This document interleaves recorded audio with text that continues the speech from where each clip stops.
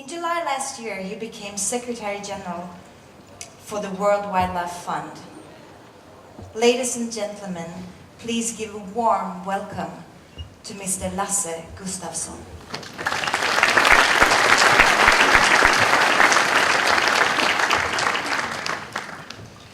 Thank you.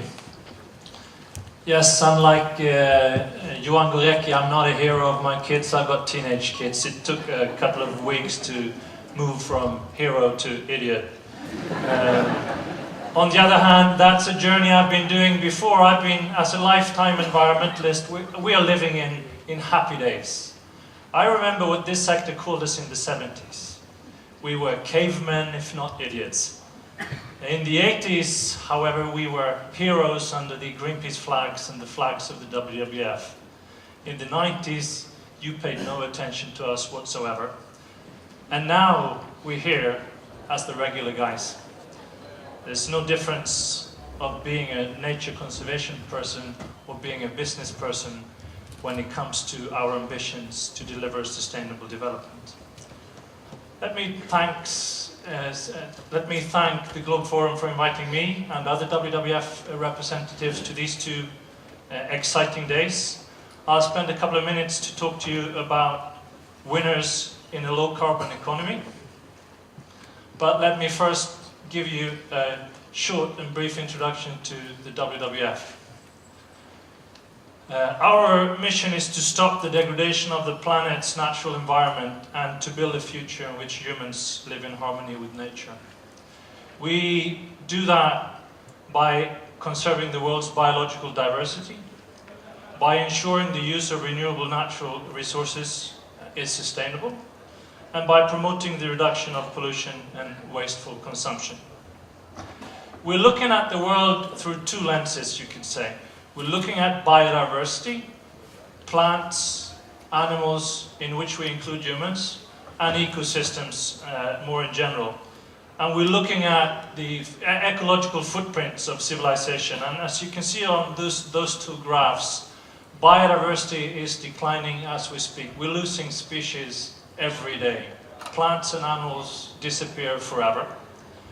At the same time, the pressure from civilization and the economies and our lifestyles is increasing. This is facing, of course, a tremendous challenge for us.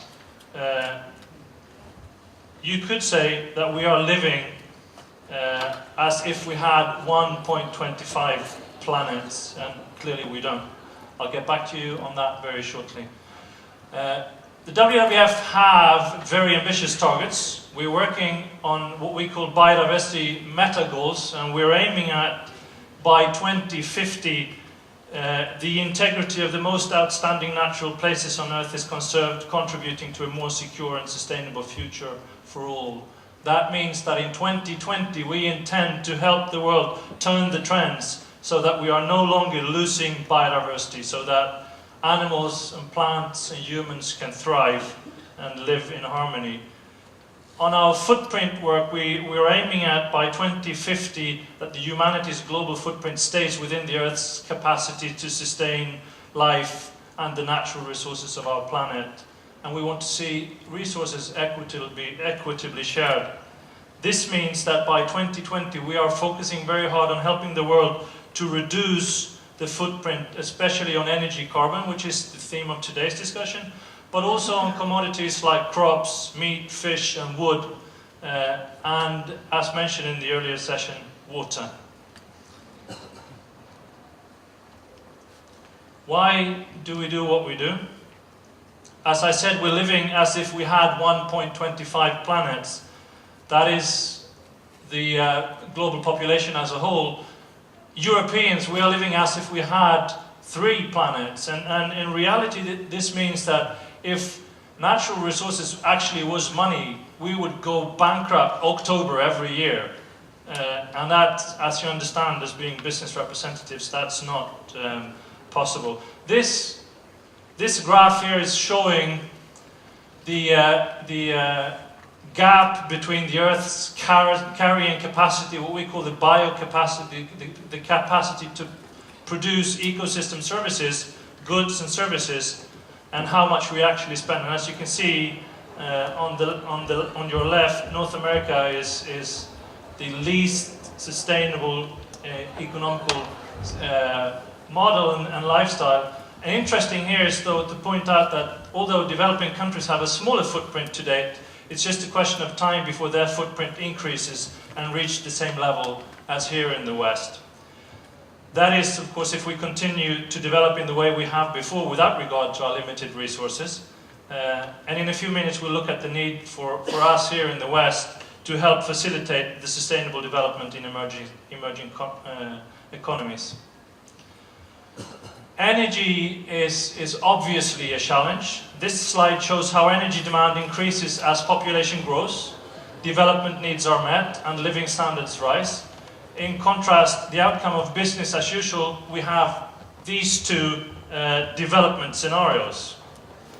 By 2050, the world population could rise to around 9 billion. With no change in the global development profile, another 2 to 3 billion people will be living in poverty. That's the left column, as you can see.